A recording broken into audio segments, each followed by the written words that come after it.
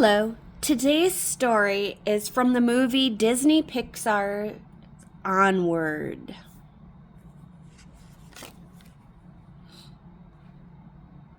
In a world where magic is a thing of the past, two brothers discover that might not be the case after all.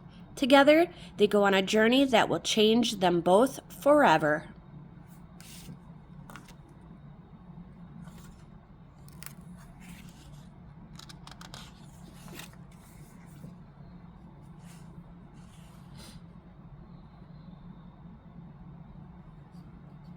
In a world where magic had been replaced by technology, Ian Lightfoot was a shy teenage elf who lived with his mother, Brother Barley, and their pet dragon Blazy. Ian and Barley's dad had passed away when the boys were very young. Ian missed his dad every day and wished he could talk to him. Today was Ian's 16th birthday, and his mom, Laurel, had a surprise for him. Ian and Barley's dad had left a special gift for them, which was only to be opened when both the boys had turned 16. Inside was a real wizard's staff, a rare phoenix gem, and a visitation spell. They would allow Ian and Barley to bring back their dad for one day only.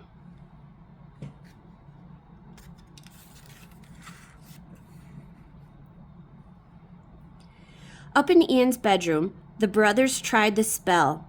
Suddenly, a beam of light shot out of the staff. Then their father's shoes and socks began to materialize. But Ian was struggling to hold the staff steady. Barley tried to help, but the gem exploded.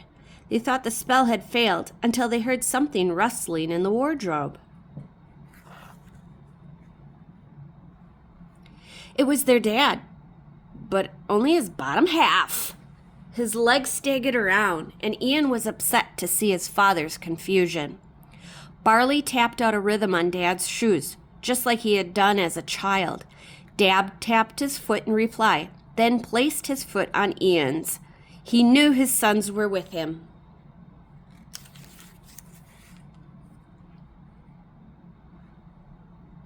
Now Ian and Barley had to find another phoenix gem to retry the spell before sunset.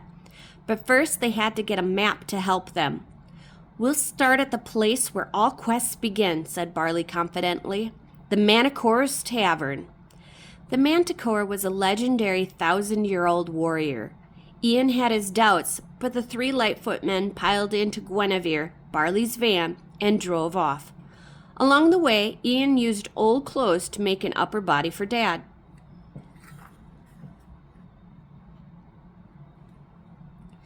When they arrived at the tavern, they found it was now a family-friendly restaurant hosting birthday parties and karaoke. And the Manticore, now better known as Cory, was no longer the fearsome beast spoken about in legend. Barley asked Cory for the map, but she refused. Cory now believed quests were dangerous.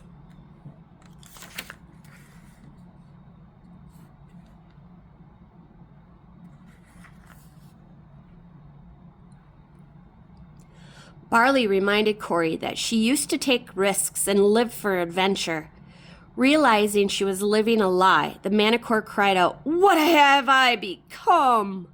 Then she blew fire around the tavern, burning everything modern. Suddenly, a flaming wooden beam started falling towards Dad. Using the staff, Ian was able to use a levitation spell and save him. On a menu, which was based on the original map, Barley found a clue that led to Raven's Point, so they jumped into Guinevere.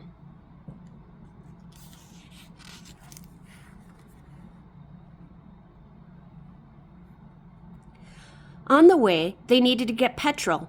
As Ian was filling up the petrol can, he heard Dewdrop, the leader of a motorcycle club of tough-talking sprites called Pixie Dusters, arguing with Barley. Then Dad accidentally bumped into the Pixie Dusters' motorbikes and they all fell over. The sprites were furious. Ian, Barley, and Dad jumped in Guinevere and managed to get away.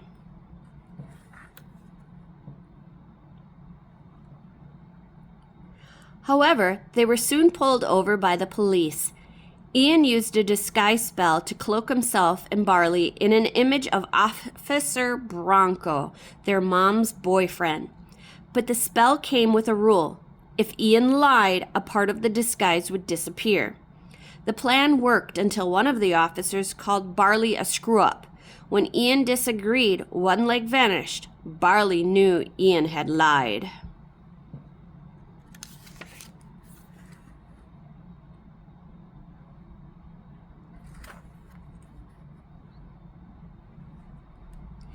Having got away from the police, Ian tried to explain that he didn't think his brother was a screw-up, but Barley knew magic didn't lie. Barley turned on the music in the van and got out. "I don't know how any of this stuff works," exclaimed Ian. "All I know is that everything we've done tonight has gone wrong." "It's gone wrong because you won't listen to me," replied Barley. Suddenly, Dad started dancing to the vibrations of the music. He strutted over to the boys and got them dancing too. With the tension broken, Barley said he wanted a chance to prove himself, and Ian agreed to do things his way.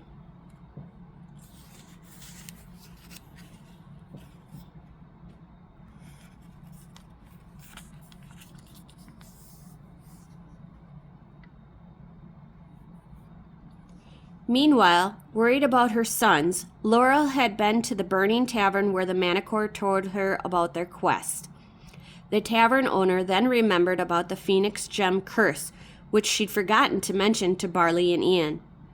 The only thing that would help against the curse was her enchanted sword, the Curse Crusher. They raced to the pawn shop and managed to get the sword back at an inflated price from the greedy owner, Grecklin.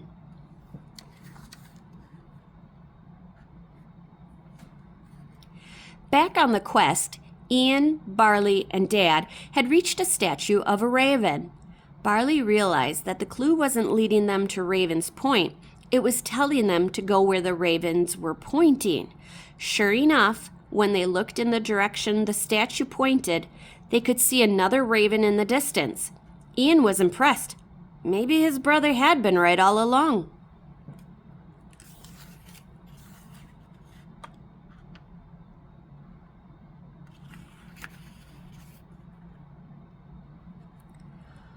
Following where the ravens were pointing, they eventually came to a raven that stood near a river. There was a loose stone on the raven, which Barley pulled out. The strange symbol on the stone gave him an idea. "We go to the end of the water, and we'll find that Phoenix Gem," said Barley. Ian, Barley, and Dad followed the river into a cave. Using magic, Ian made a raft from one of Barley's cheese puffs. Along the way, Ian practiced other spells. He felt more confident that he would be able to perform the visitation spell again and finally meet his dad. At that moment, Barley shared a sad memory. When their dad was in the hospital, Barley was too scared to go into his room to say goodbye. Barley sighed. "That's when I decided I was never going to be scared again."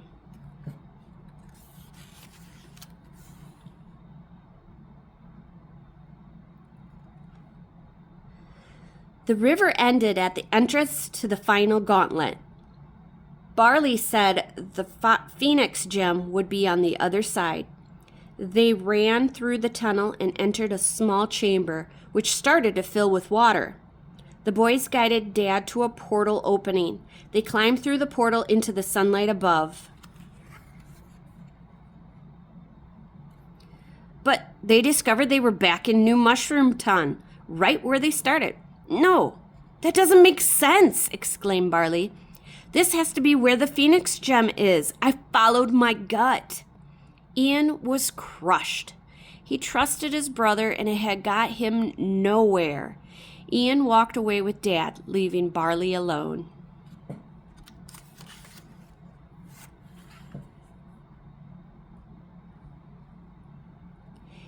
Ian sat on a cliff as the sun began to set and pulled out the list of things he'd wanted to do with his father. He was about to scribble them all out when Ian realized something. He'd already done them all, not with Dad, but with Barley.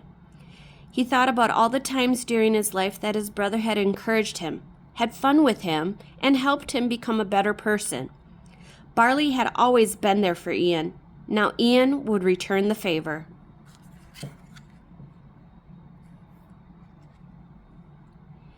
In the meantime, Barley noticed that the stone from the raven statue fit perfectly in the old fountain. It opened up and a hidden chamber revealed the phoenix gem.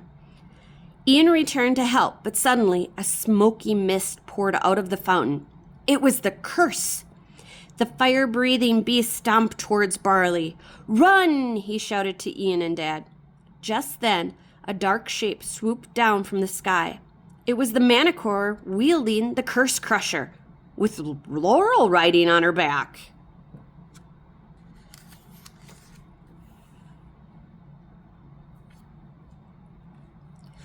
While Laurel and the Manticore battled the dragon, Ian put the phoenix gem in place and cast the visitation spell.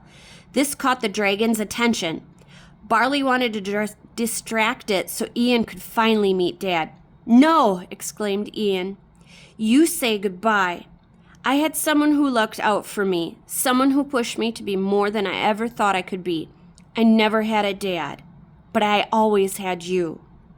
Ian hit the dragon with a spell as Laura tossed the curse crusher to him, and he plunged it deep into the curse.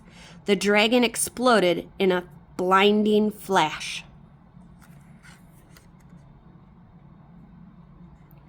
Suddenly, there was another burst of light.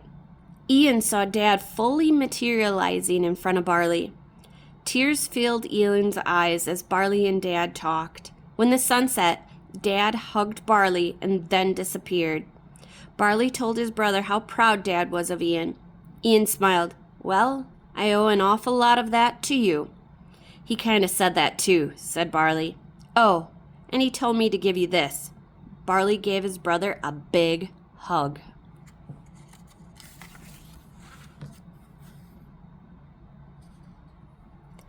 The quest had changed the Lightfoot family. Each of them had discovered things about themselves they hadn't known before. The experience of seeing Dad return, even briefly, had brought the family closer together than ever. No matter what was to come, they would always have each other to lean on. The end. Thanks for listening.